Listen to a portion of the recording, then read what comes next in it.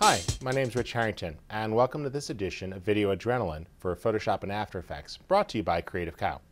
Today, I'm going to show you how you can use the lens blur filter over in Adobe After Effects CS 5.5 to create variable depth of field.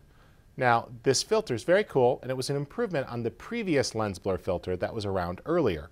It's much faster and creates more natural looking results.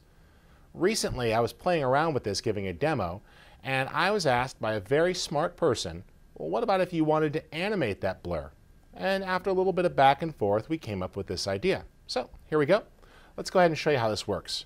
Here I've got a piece of footage. It's a little bit flat. It was shot in the middle of the day, and I want to create a fall off from background to foreground. Easiest thing to do is to make a matte over in Photoshop. So you just say Composition, Save Frame As, File. That's going to add it in there. You could choose Photoshop, give it a name, we'll call it Map, for the depth map in this case. And I'll choose under the output options to, after it renders it, import that back into the project. And I could just click Render. That's going to go through, bring it back over. We can now select it and press Command E for Edit Original. You're in Photoshop. And basically over here, all I did was make a new gradient layer and do a black to white gradient.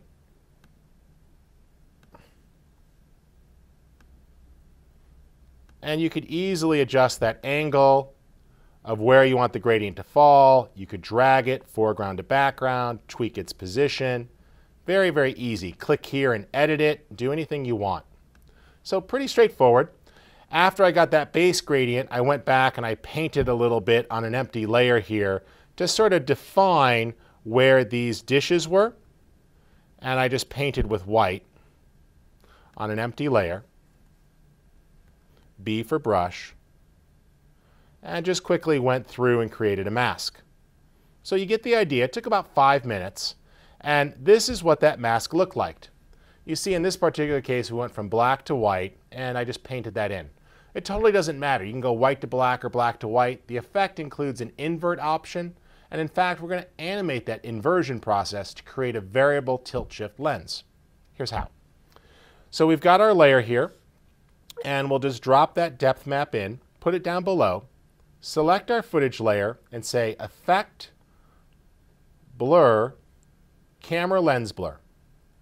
This allows you to pick a layer to function as the depth map. And then when you do that and you start to increase the amount of the blur, you'll see that it went ahead, and in this particular case, it blurred out. So where it was white, it got more blurry, and where it was black, there was no blurring. And in these areas in between, it created a gradual transition. Very important is the option to repeat the edge pixel to get rid of that little ghosting at your edges. And as you see there, pretty simple and straightforward. But what happens if you wanted to animate the tilt shift? No big deal. Let's go ahead and select that depth map, and we'll pre-compose it and move everything into it. And I'll open that up. There we go. I've got my map. It's on its own layer. We're going to duplicate that, and over here in Effects and Presets, type in Invert. There we go. Drag it on, and it's an inverted image.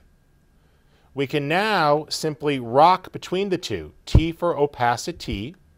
We'll go ahead and set that to 0 with the keyframe.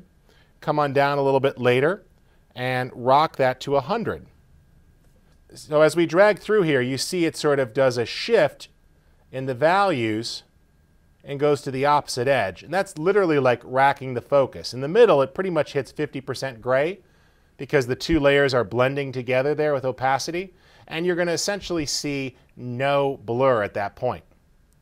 So there's our map. Here's our layer, and if we select this, all we have to do is make sure that that composition is still picked. It is.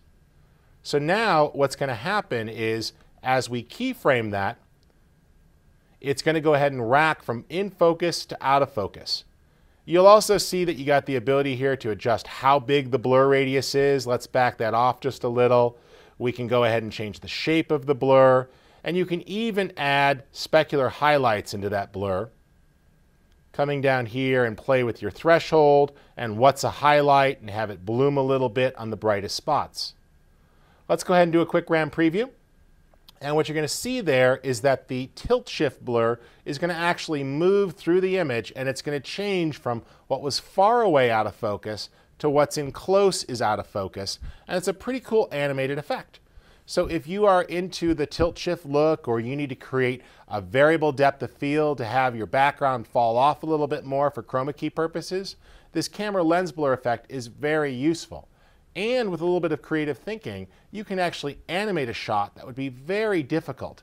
I actually like doing this on my time-lapse material, so I could shoot a time-lapse of something and over time animate the tilt.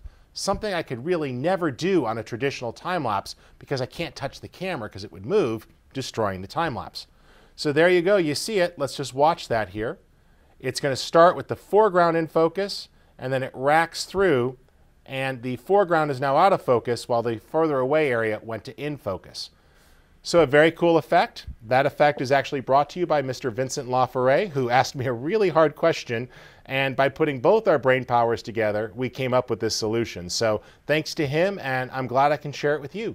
For CreativeCow.net, my name's Rich Harrington. Be sure to head on over to the website and pick up the magazine, as well as check out the informative forums and extra tutorials we have online.